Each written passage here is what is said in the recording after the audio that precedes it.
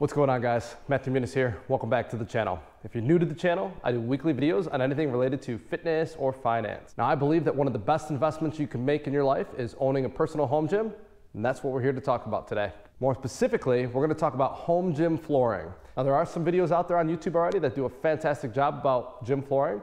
However, I feel like they're missing a couple things. And the big thing is what my channel is all about, how to save money. So this video is going to be about the gym flooring options you have and then some specific tips that are going to help you save time and money. So if you like saving money, you want to make it go further, make sure you smash the like button down below, subscribe to the channel, and let's get right into this video. So first things first, what are the different types of gym flooring? Well, let's just talk about the first one, which is one that I personally cannot afford. And I think most home gym owners are going to be in a similar scenario, and that's going to be the expensive rolled rubber flooring. Now, that type of gym flooring is awesome. It is seamless, it looks fantastic, and you can really make it fit your exact gym. However, there's actually two problems with this. One is obviously the money. It's crazy expensive. And two, if you plan on moving, it's going to be a lot harder to transport that gym flooring that is perfectly meshed to whatever your current space is. So if you go and get a bigger barn or a smaller garage or something like that, you're not going to be able to reuse that flooring. So the options that we're going to talk about next are going to be a lot cheaper, and they're also going to be able to be used wherever you go. They're easily transportable. Well, I guess easy is subjective, but we'll talk about that. So the first option is going to be your EVA foam pads. Now, you can get these on Amazon. These are very cheap. They do work. They are not recommended for your actual gym flooring, but they do have a time and a place. I have about 30 of these, and I actually use them multiple times every single month. Now, these little foam pads are super easy to transport.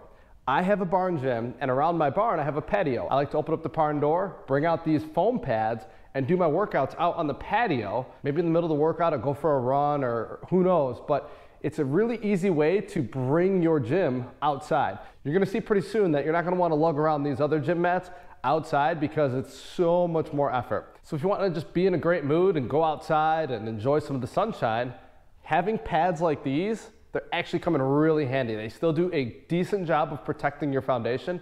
However, one thing I will say is don't try to hit your 1 rep max clean and jerk and drop it from overhead onto these. It's probably not going to protect your equipment or your foundation. But if you're just doing some barbell cycling, something like a CrossFit workout, anything basic like that where it's not that heavy, these are just fine. They'll do exactly what you need them to do, and they're easy and quick.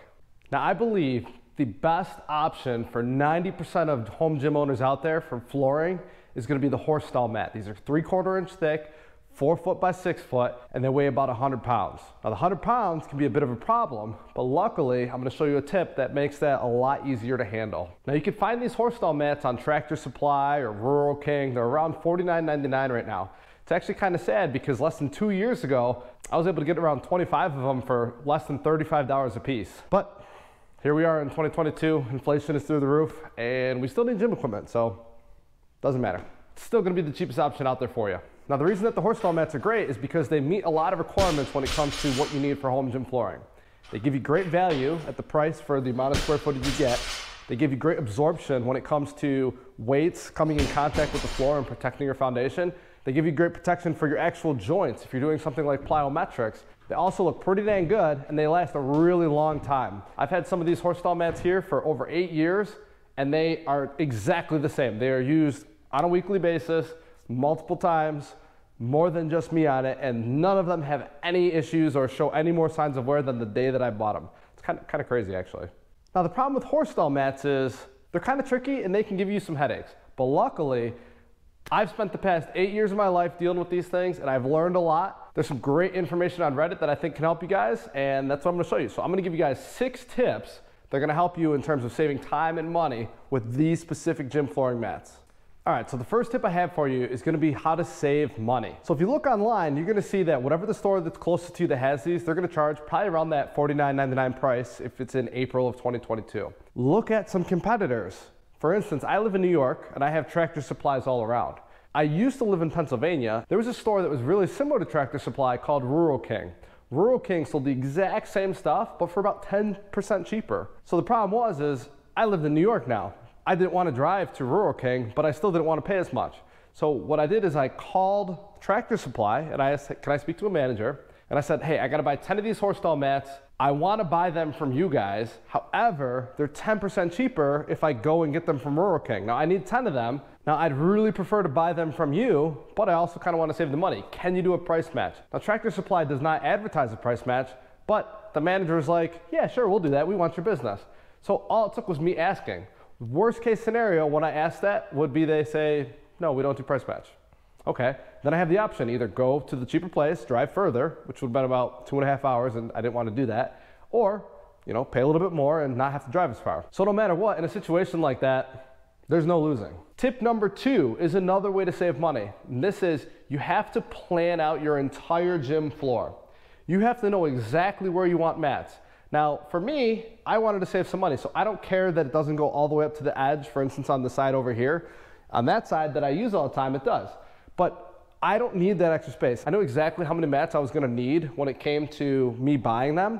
And I also knew, for instance, that I have a skier that goes right over here, and I knew I was gonna have to cut around it because of the distance of the 4-foot mat. There was gonna be no way around it. So I just thought in my head, all right, I'm gonna have to cut off about 6 inches or 8 inches of this mat, so one of the mats is gonna be missing some pieces, no big deal. But why is this important? Well, when I went to Tractor Supply, I was looking through their stock, and just like when you go to a lumber store like Home Depot and you see all the lumber everywhere, there's usually some damaged ones. Same thing with the horse stall mats. They had a stack of about 50 of them, then they had a bunch on the side that were damaged. And I looked at the damaged ones and I was like, this one has damage right on the side, right around where my skier were good to go, which is, you know, I gotta cut that off anyway. So let me just talk to the manager and see if they'll give me a discount. So I go up to the manager and I'm like, hey, you've got some damaged mats over here. I'll buy those if you give me some kind of discount. And she's like, well, what are you looking for? And I'm like, I don't know, give me 2 for the price of 1. And she's just like, all right. So I got 2 mats for the price of 1. I saved 50% when I knew in my head, because I planned ahead of time, that I was gonna be cutting off that space anyways. So now when you look at that mat, it looks perfect, but I got half off. So once again, if you wanna save money, make sure you look at competitors and talk to the manager, let them know you wanna do business with them. And also plan ahead. If there's anything damaged, maybe those damaged ones have been sitting there for 6 months and the manager wants to get rid of them. You actually did them a favor by taking those ones that had some damage. It's just something to think about. Now the third tip is you gotta make sure that you're getting the right horse stall mats. If you look here, these are flat. This is what you want. Not all horse stall mats are the same as this though. Some horse stall mats have a diamond pattern. Some of them have bubble pattern. You don't want those. You need to have the flat on one side. And if we're getting even more technical, I like to have one side flat and then one side with the bubbles, because it allows airflow to go underneath, and I just feel like it's better. So that's just my opinion. You don't want to have to deal with all those little bumps to set up your weights perfectly when you're going to do your 1 rep max or something like that. It might not bother you when you're doing some lightweight, but when you're lifting heavy, that's going to drive you nuts. So make sure that they're flat before you purchase them.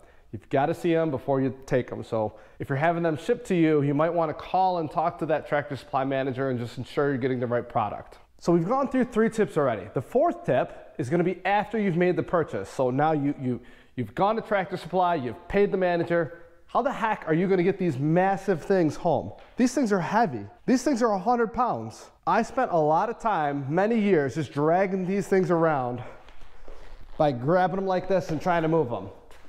You could do that. I could do it. It's not bad, but it's a pain in the butt. You don't want to do that. There's an awesome technique that I'm about to show you to transport these. This is also going to help you if you don't have a truck. So instead of having it shipped to you, or instead of borrowing your friend's truck, you can actually do this in a car. Something as small as like a Dodge Neon.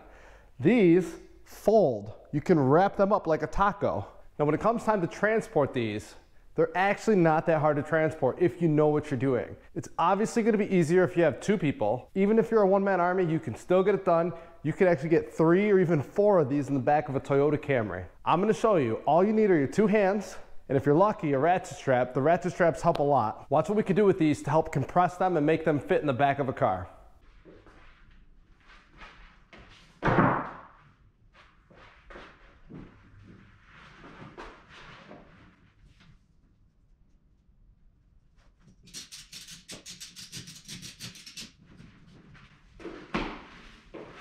I can fit this through a door. I can do all sorts of stuff with this. Is it heavy? Yes, it's heavy. If you don't have a ratchet strap, you can still pick it up though. Not as easy, but you can do it with one person. Like so.